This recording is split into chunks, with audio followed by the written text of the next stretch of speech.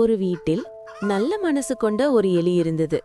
அது அந்த வீட்டின் கோழி, வான்கோழி, ஆடு அனைவரோடும் நட்பாக வாழ்ந்தது. ஒரு நாள் வீட்டுக்காரர் ஒரு எலி பொறியை வாங்கி வைத்தார். அதை பார்த்த எலி பயந்து போனது. உதவி கேட்டு முதலில் கோழியிடம் ஓடியது. அது உனக்குத்தான் ஆபத்து, எனக்கில்லன்னு கோழி அலட்சியமா சொன்னது. அடுத்து வான்கோழி, நான் தைரியசாலி, எனக்கு எதுவும் ஆகாதுன்னு அதுவும் ஒதுங்கிடுச்சு.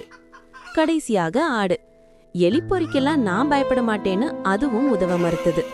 அன்று இரவு எலிப்பொறியில் மாட்டியது எலி இல்லை, ஒரு பாம்பு. அந்த பாம்பு மாட்டிவிட்டது என்று அதன் அருகில் சென்ற அந்த வீட்டு பெண்ணை துண்டாக கிடந்த பாம்பு கொத்திவிட்டது. பெண்ணை மருத்துவமனைக்கு கொண்டு சென்று காப்பாற்றினர். அவளுக்கு சத்தாக உணவு கொடுக்க கோழி கரியாகியது.